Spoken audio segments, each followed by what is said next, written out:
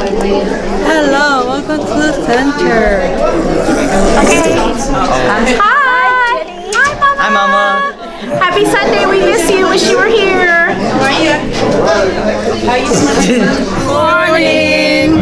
Welcome to the center. Yes, and we're really happy to be here. Absolutely. I am surrounded by all the love I possibly receive. And we're ready glad to be back. And glad to see Richard. Very happy to have Richard back.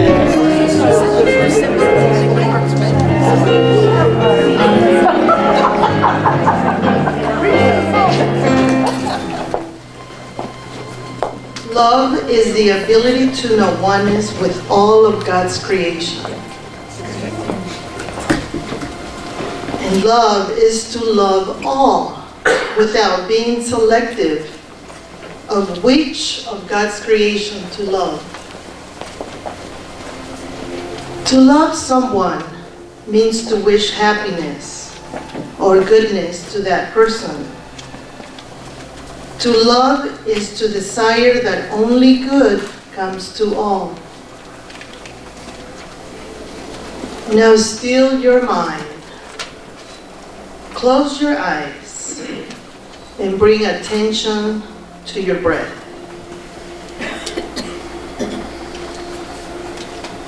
Let us love one another, for love is of God.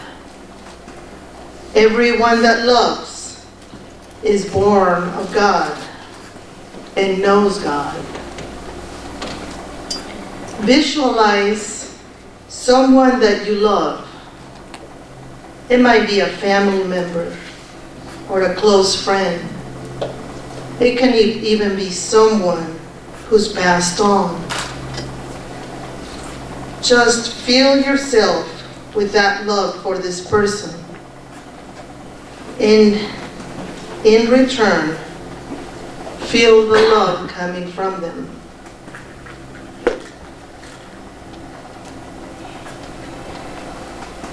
And now expand this love to include other family members and friends, neighbors, co-workers. Feel the love of God filling you first, and then overflowing and expanding that love to include them.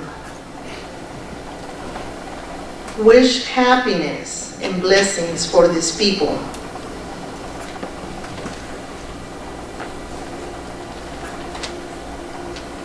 And now, expand the circle of this love. Let your loving kindness expand to those who might irritate you or perhaps have hurt you.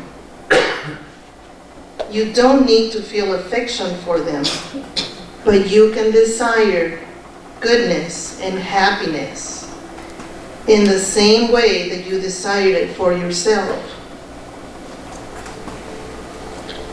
Remember that God makes the sun rise on all and for all, sends the rain for the just and the unjust.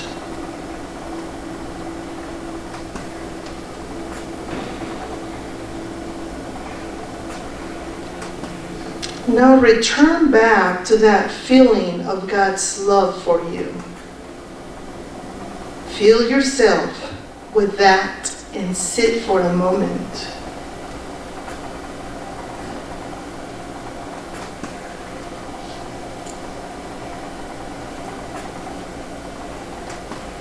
And now return back to your seat and open your eyes and know the love is surrounding you. And so it is. Carmen, thank you for letting me pray for the people that irritate me as well. They thank you, my family thanks you. Now that they're the ones, I didn't mean it. I'm sorry. I was just saying that it was incredible. I love this song.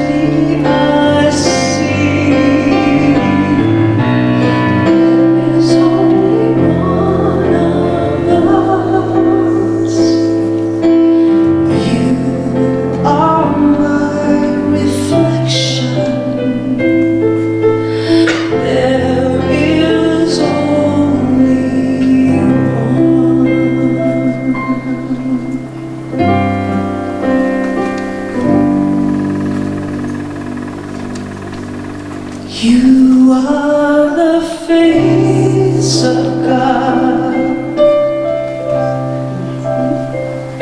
I hold you in my heart. You are a part of me. You are the face of God. You are the face of God, oh yes. I hold you in my heart, yeah. You are a part of me, you are my family. You are the face of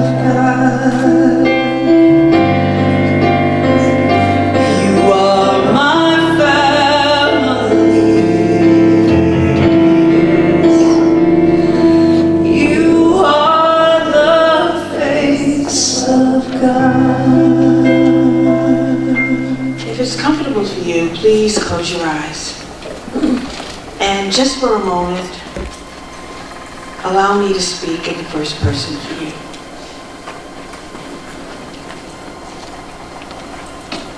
There is an essence of goodness, a sweet energy that is surrounding the sanctuary this morning.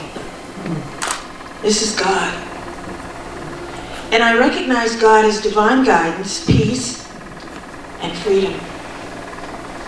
God is that breeze I felt on my cheek as I was getting in the car this morning.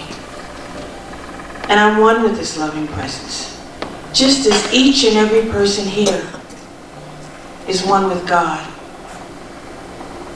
As I move into a month where words of love are spoken, vows are made and renewed, and history is remembered and revealed, I realize that it really is God's pleasure to give each person their heart's desire. I desire, I see a world that works not just for me, but for every single person on this planet. And I affirm, despite appearances, that peace, love, freedom, and unity are manifesting right now in every area of this world. What I know is that the messages delivered today by practitioners Lauren and Aldo and Reverend Patricia, they help each of us be a part of that world that works for everyone.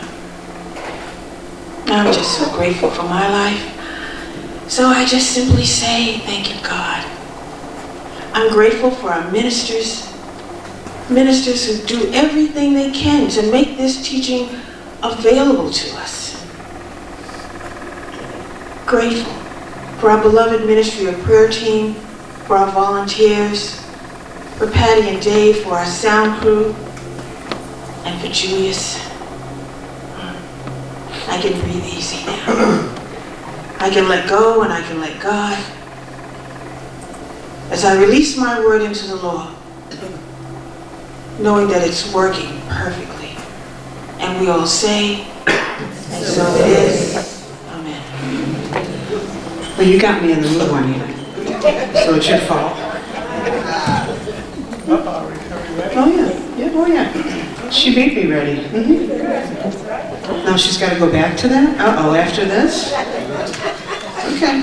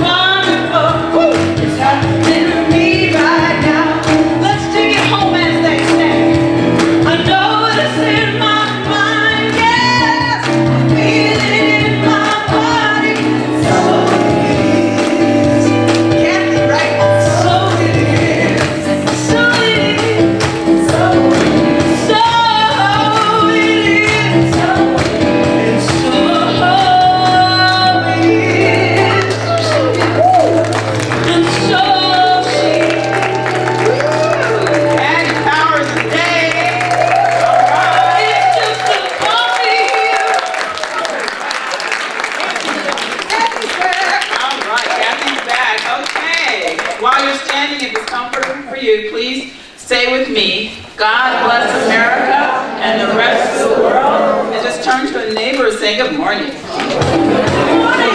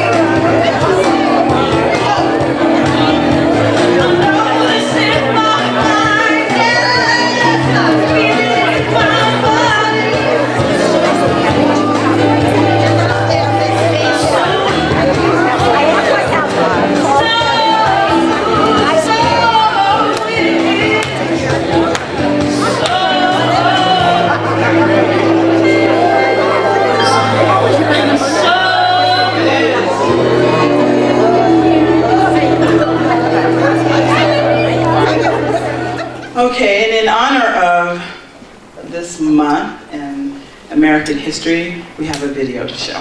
Thank you, Russell.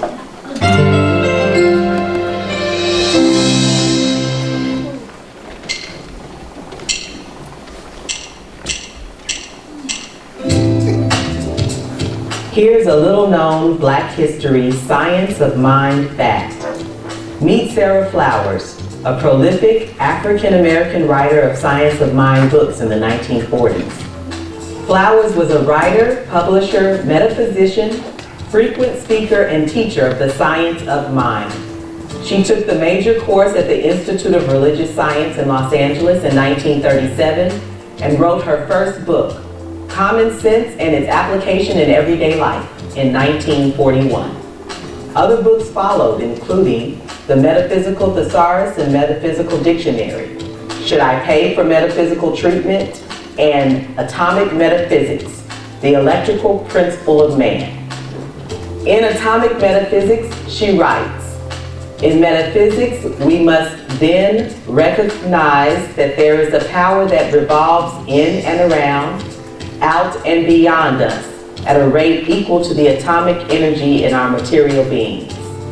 But it's important to note what Sarah Flowers considered her most important work: teaching practitioners metaphysical treatment for all of the problems that confront us today. You might think Science of Mind's inclusive teachings of oneness would be immune to America's history of racial segregation, but that was not the case. Dr. J. Arthur Twine founded Eastside Church of Religious Science in his home in 1932. The congregation quickly grew and became the third church to be ordained and chartered by Ernest Holmes, the founder of religious science. It was a thriving multiracial church, but in 1945, Third Church of Religious Science, as it was now called, was moved to the bottom of the church listings in Science of Mind magazine and noted as a colored church. Ernest Holmes found this unacceptable and went to speak to church members. He said, "I have been told that too many non-Caucasians attend these lectures. True, there are Caucasians and non-Caucasians in this congregation, but this we must affirm. We are all children of one living God, one God that permeates all without exception, one intelligence that governs all, and most important, every man and woman who abides in the universe is a significant entity in the one universal consciousness. Our doors will forever be open to all. Whoever you are, be proud. You are a divine idea in the mind of God." The magazine staff immediately corrected this error and returned to listing churches alphabetically. The following year, Dr. Twine made his transition, but the church remains strong today as Third Church Center for Spiritual Living. A number of Dr. Twine's descendants became practitioners, lay leaders, and ministers, including his great-granddaughter, Reverend Stacy Hilton, who currently serves as the Las Vegas Center for Spiritual Living. Dr. J. Arthur Twine and Sarah Flowers, Black evolutionaries in Science of Mind.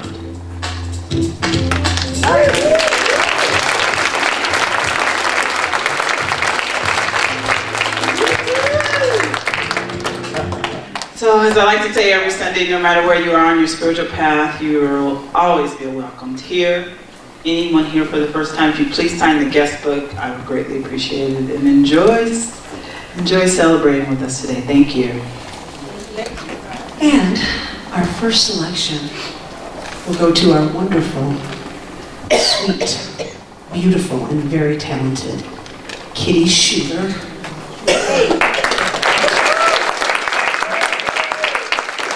I'll tell you what, I have heard a lot of players here in Vegas, a lot of different instrumentalists and horn players, and your tone is something phenomenal. You're a beautiful player. I want to read this, and I would love to, these are the words to this beautiful song, Pocahontas, that Disney did. Just try to think about these words when you hear Kitty play this beautiful song. If you walk the footsteps of a stranger, you'll learn things you never knew. Have you ever heard the wolf cry to the blue corn moon? Or ask the grinning bobcat why he grinned? Can you sing with all the voices of the mountains? Can you paint with all the colors of the wind?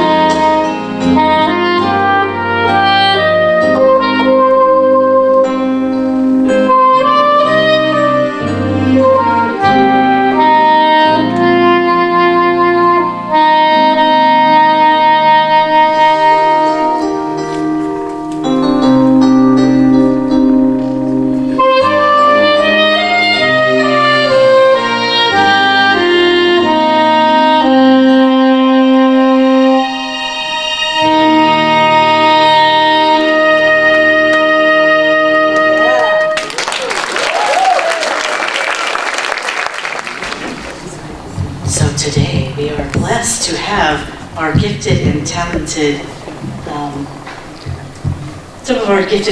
practitioners and ministers, and minister that are going to speak about. What are they speaking about today?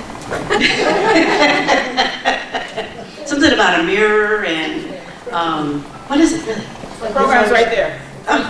It's like you're my mirror. Yeah, that's what I meant to say. Yes. So we have 3 of them speaking, and we're really blessed that they give up their time and their talent and their treasure, and they're also willing to do this once a quarter or so, and we're just very, very grateful. So, all right. Without further ado. Oh, Alto has a video. Slave in the magic mirror, come from the farthest space. Through wind and darkness I summon thee. Let me see thy face. What wouldst thou know, my queen? Mirror, mirror on the wall, who is the fairest one of all? Famed is thy beauty, majesty, but hold, a lovely maid I see. Rags cannot hide that gentle grace. Alas, she is more fair than thee. Alas, reveal her name. Lips red as the rose, hair black as ebony, skin white as snow. Snow White. So do you like what you see in the mirror? I think most of us would say yes, or only sometimes. Our answer might depend upon our age, the time of day, the degree of lighting in the room, and how much effort we spend getting ready for a close, critical look of our own reflection. I can say mirrors aren't always kind, right? As we have seen from that video clip there, or as we have learned from passing years, but mirrors tell us useful truth. That is why we have them around, even if we don't always like the image that stares back. Now think of a larger mirror. A deeper one that not only shows our outward appearance, but also penetrates directly into the past, revealing our histories, our origins, our true character. I can say I am a religious science certified practitioner. I got that right, RSCP. For those who wonder, what are those 4 letters after my name? That's what it stands for. So I believe, I trust, that I am the essence of the divine. I am the manifestation of a perfect idea. I know my true source is within me. It's as me and everywhere around me. I can also recognize that I am a divine being having a human experience, right? Therefore, I can also see the reflection of a human condition that is cast according to the rules and techniques of human life. The image of human nature it presents is not always flattering. There are times being human, the image I see is shaped by chance and necessity. We seek happiness, friendships, and love, not because these things are worthwhile in their own right, but because the drives to achieve them are adaptations that might have been embedded into the human mind by our ancestors' struggle for existence. The mirror tells us that our thoughts, our values, and our motivations are not really our own, and are certainly not what they seem to be. When we smile upon, let's say, meeting a stranger, when we get carried away, listening to a good music, or perhaps cry our hearts out to a sad movie, we may actually following the dictates of a collective thought running deep in the secret inner core of our being. That collective thinking that might has been shaped not by conscious reasons and values, but the harsh realities of life thousands of years ago that affected the survival of our distant ancestors. So as I experience this moment, I just let it flow as I navigate through my own journey. The same way, if I want spiritual unfoldment, growth in the knowledge of my Creator, my source, my energy, my light, whatever I'm calling God, I must think spiritual thoughts. I give my attention to God rather than limitation. The same way, if I want material prosperity, I must think prosperity thoughts. Then make it a habit of doing so for the thing that keeps most people needing more is the sheer habit of thinking lack. Lack as in L-A-C-K and L-U-C-K. Both. Like begets like. Is another way of stating that the great law, which means that as man sowed in his unseen thoughts, so shall he reap in that which is seen. Emmett Fox, in his book, The Sermon on the Mount, said, "All things work together for good to those who love good." And to love good means to occupy oneself with thoughts of good. Yes. As I breathe, move, and have my being, I see each one of us a reflection of life unto itself. This is the big mirror here. You all have been my greatest living example. You have mirrored me, not only the foundation of this teaching, but the highest, better version of myself. Who I am and where I am right now. So thank you, beloved. So in my quest of understanding my relationship with human nature, I'm learning to become more compassionate. I'm learning to become more wise, to remain inwardly detached from the melodrama of life. I believe true detachment is the ability to allow everything and everyone to be where they are and who they are. It's an ability to remain centered, grounded, whether my advice is received or rejected. I know my detachment is not indifference to the feelings or sufferings of others. It is my quiet understanding that everything is unfolding exactly as it should. Yeah. So it's like you are my mirror. You are my teacher. I am the student. One of the greatest lessons I have learned is that it is in loving others that I see the face of God. So, let me close this with a song. Oh no, sorry. Due to copyright licensing, I can't do that. Man in the mirror. No, but let me close this with a reading from Khalil Gibran, who spoke profoundly of beauty in his book, The Prophet.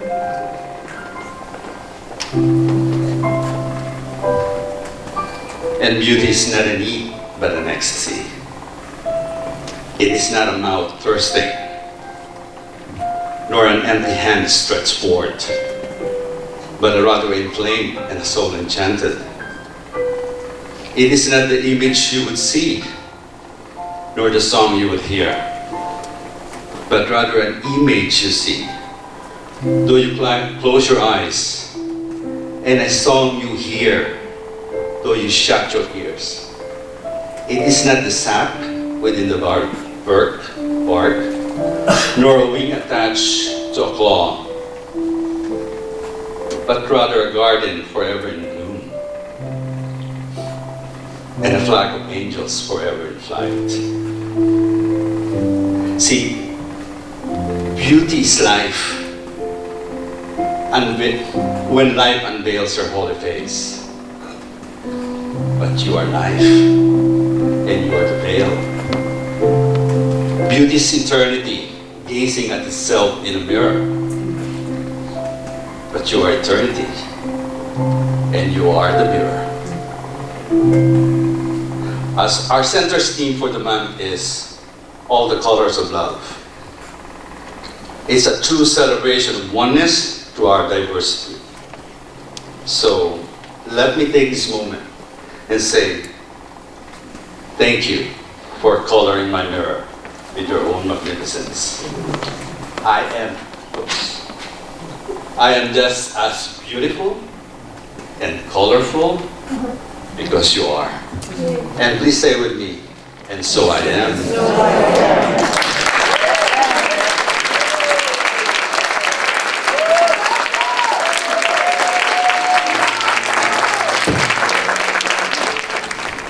I would like to listen to some music a little. You don't want me to sing. Yes, we do.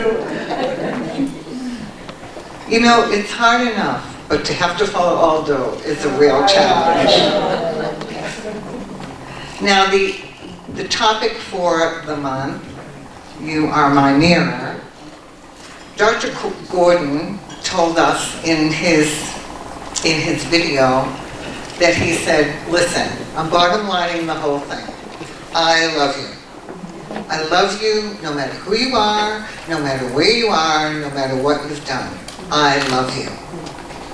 And I was at a conference a couple of years ago, and this girl stood up and she said, I love everybody all the time. I love everybody, whoever they are, wherever they are. And then she said, I have to, because I cannot outdo God. I cannot be better than God. So I thought about that, and I thought, okay, I can do that. If God can do that, and if Beth can do that, I can do that. And so I had to look at, what did I mean by the word love? Did that mean I have to go and hug everybody, and do I have to give them all my money? And you can see I was raised Catholic.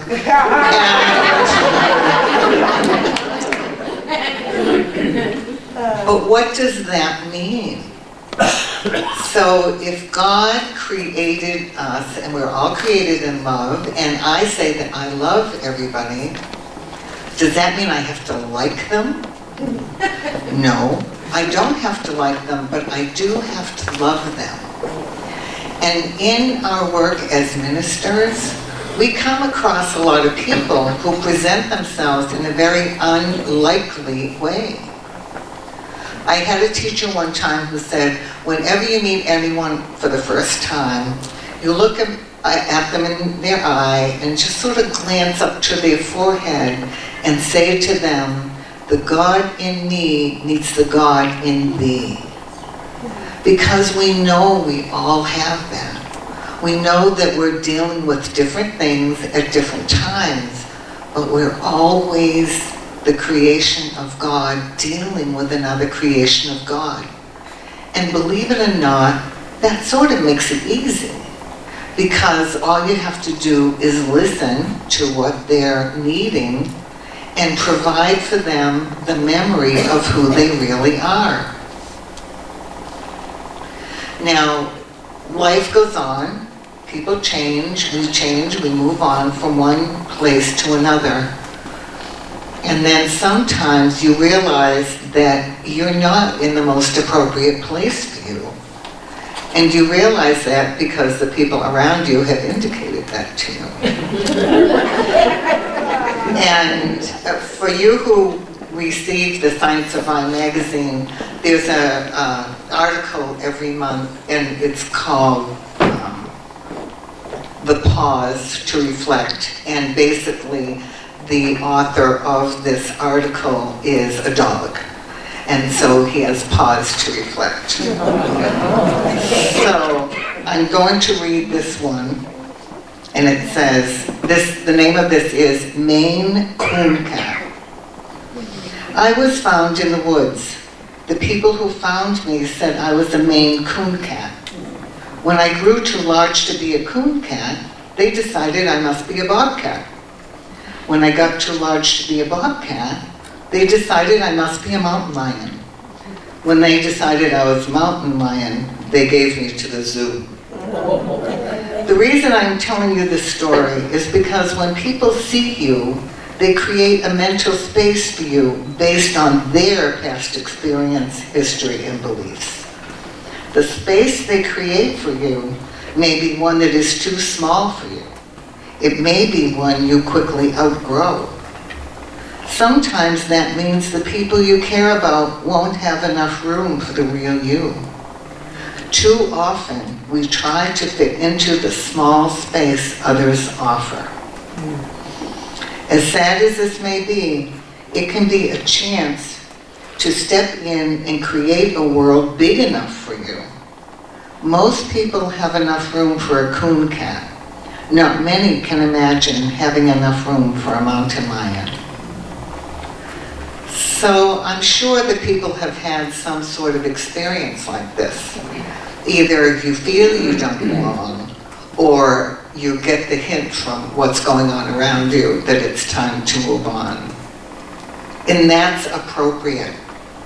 It's appropriate that you move on according to your own thoughts of what it is to be your next step, reflecting God's love in the world.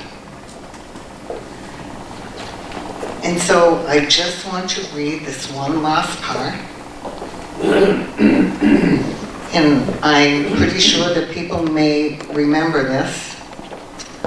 I just want to do God's will. And He's allowed me to go up to the mountain. And I've looked over. And I've seen the promised land. I may not get there with you.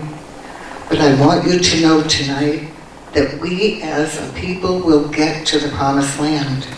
And I'm happy tonight. I'm not worried about anything. I'm not fearing any man. Mine eyes have seen the glory of the coming of the Lord. And in our everyday lives, let us all remember that to see from the God of me looking for the God of everyone else. Thank you. Thank you both so much. I am so excited to get to share with you some of my observations and my personal lessons on the path of It's Like You're My Mirror, Spiritual Paths to Awakening. I'm Lauren Ballardini, by the way. I guess I kind of made that clear earlier than the practitioners here. So as human beings, we are hardwired to be in relationships. From the moment we're born, we are seeking connection. Often our first familial relationships set the tone for our future ones. And then that gets added on to by the messages that we receive from the society we grow up in, from our peers, from the media. And I think that we probably could all agree that these messages don't always engender positive attitudes around relationships. And so sometimes, without our even realizing it, we unconsciously buy into these relationship roles well into our adulthood. The researcher, author, and speaker Brené Brown has said, we are biologically, cognitively, physically, and spiritually wired to love, be loved, and to belong. When those needs are not met, we don't function as we're meant to be. We break. We fall apart. We numb. We ache. The absence of love and belonging will always lead to suffering. And so what I love about today's topic is it's asking us to explore how our relationships mirror our beliefs, and then how they help us become more awakened. So in Science of Mind, we're all here learning ways to change our thinking and change our life. We've learned about the law of attraction, and what we put out there somehow comes back here. So how can we take this as it relates to relationships? Russell, if you could do the next slide. Ernest Holmes says, in Living the Science of Mind, the mirror is simply something that reflects. You cannot scratch the reflection out of the mirror, but you can change the image in front of it. And you are the image maker. So let us create new images which will reflect new patterns. And we must be definite in our conviction and deliberate in our aim if we expect happy results, for theories are no good unless they are applied. When I read that, it reminded me of Reverend Cheryl's talks. She said, how ridiculous would it be if, as we were walking by a mirror and we see something we don't like, that we reach out and try to fix the mirror, right? Like my hair's out of place and I'm like, oh, let me fix that, right? We don't do that. Obviously, you know. You touch here. So why would I ever think that if I don't like what I'm seeing in my relationships, that the mirror needs adjusting? Well, I did think that for a long time. So what do you think about this statement? Every quality that you see in another, whether you admire it or not, is your mirror. It is showing you who you are and what you believe to one degree or another. Russell, if you'll do that next slide. This is by Carl Jung. Everything that irritates us about others leads to an understanding of ourselves. Does that hit home for any of you? Yes. Okay, but the great news is, look, seeing that though, where's the power?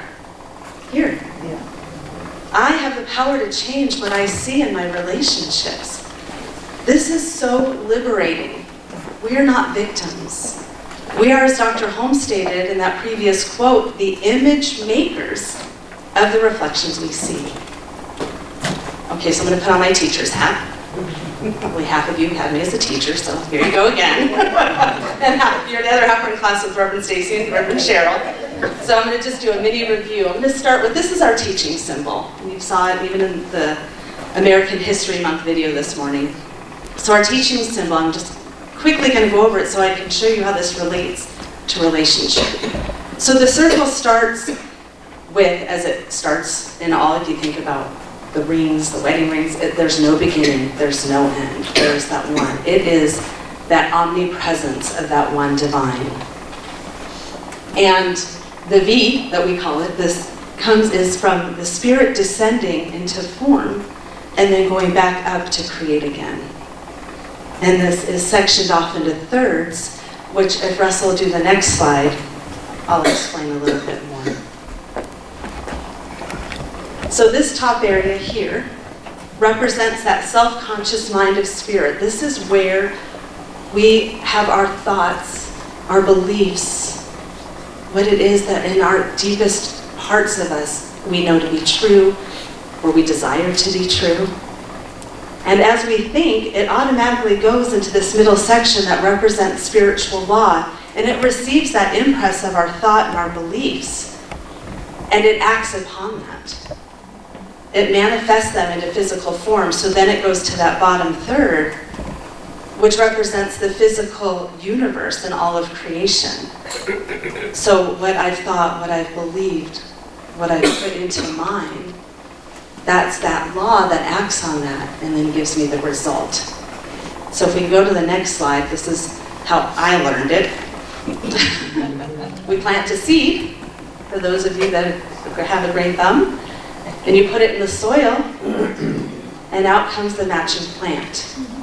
You cannot plant a tomato seed and expect a pumpkin to appear, right? It would be ridiculous. I trust and know.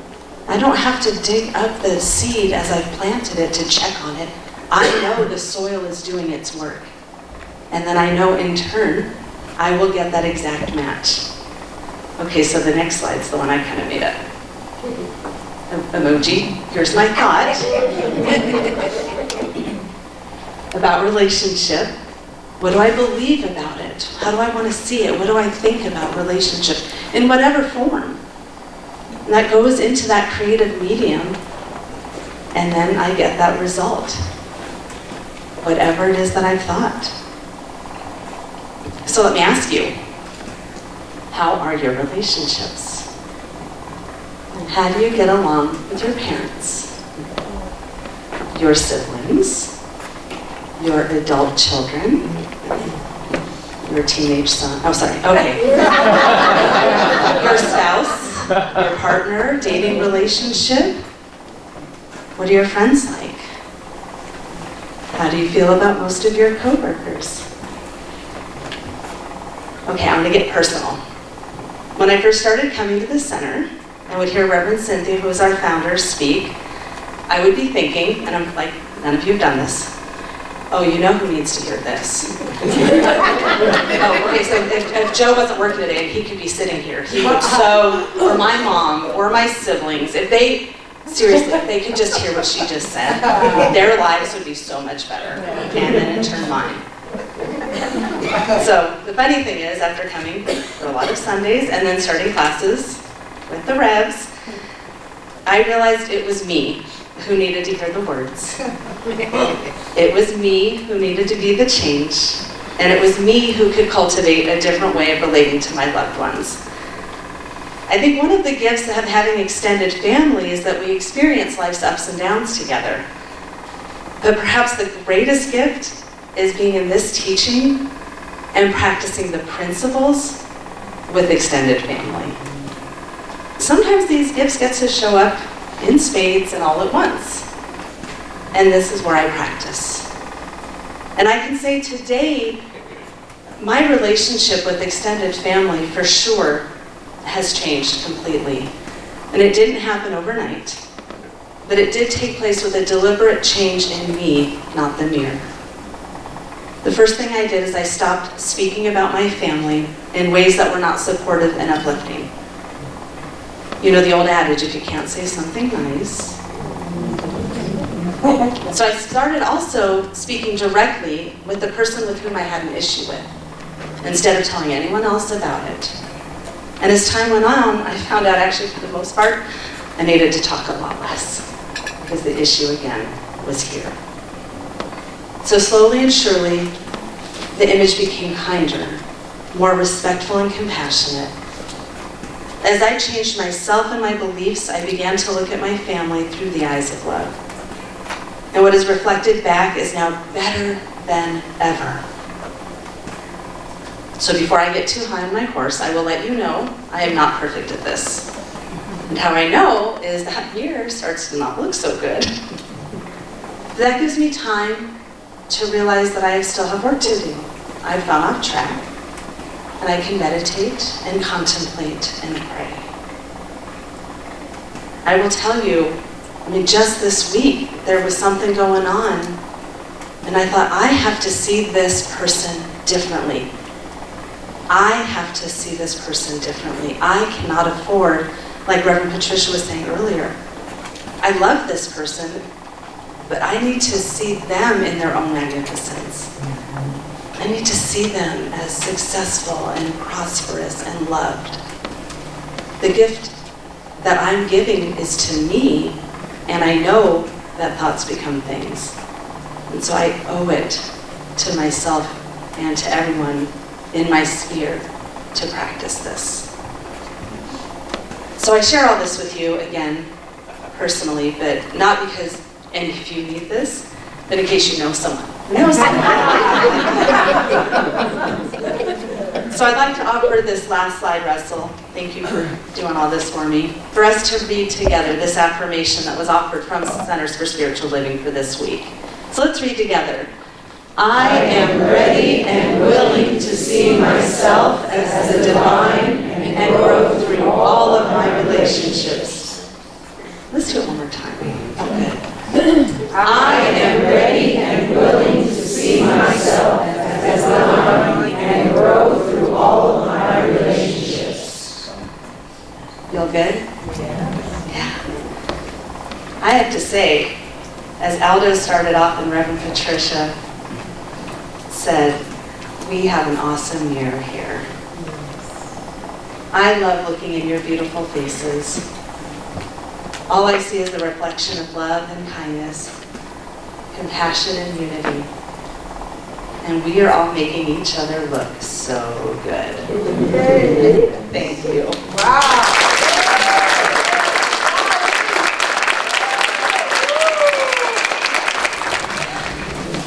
So just to put a ribbon on this gift of Ministry of Prayer Sunday, I recognize and know that that divine is certainly seeking to have its way with each and every one of us, showing us new ways and new avenues to change the reflections we see, to brighten the reflections, to beautify the world, knowing that each and every one of us truly are the image makers. And so I just allow that infinite intelligence to bring to me the ways and avenues to see this more clearly. And I'm so grateful for each and every person here that is my mirror, and each and every person in the world that mirrors me, my unique, loving self. And I feel empowered and uplifted to be that change that I seek to see. And I know I'm supported, guided, and directed every step of the way. So for all this good, I just say thank you, thank you, thank you. I let go and I let God, and confidently I know the law is already on the job. So I let it be, I let go. And together we say, and so it is. Please welcome again the wonderful Kitty Shue.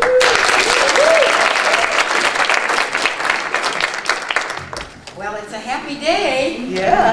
So whether we win or lose, whoever we are, and so I'm going to play "Oh Happy Day." And by the way, for those of you that don't know, this is a soprano saxophone.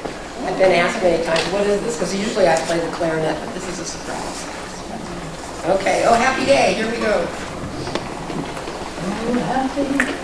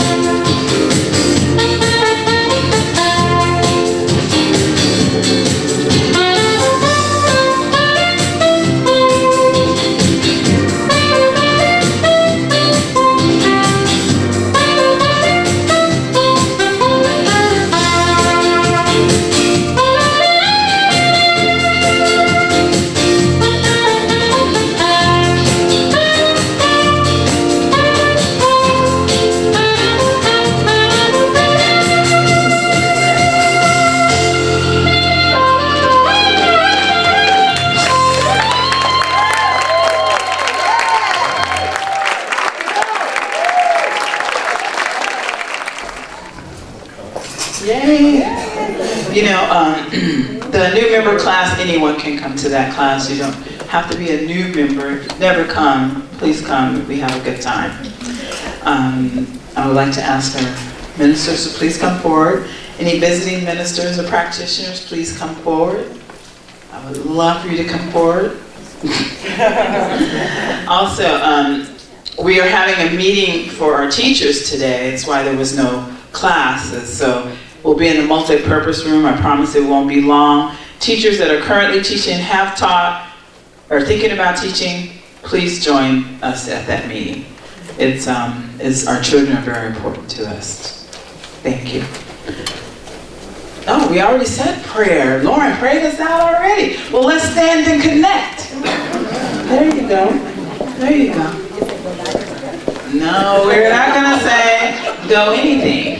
Because remember our first class, she was here a few weeks ago, it was Amy Papadopoulou. She told us, she would ask us, who's going to win? And the answer was, whoever wanted it the most. Awesome. That's right. All right, let's sing our peace song.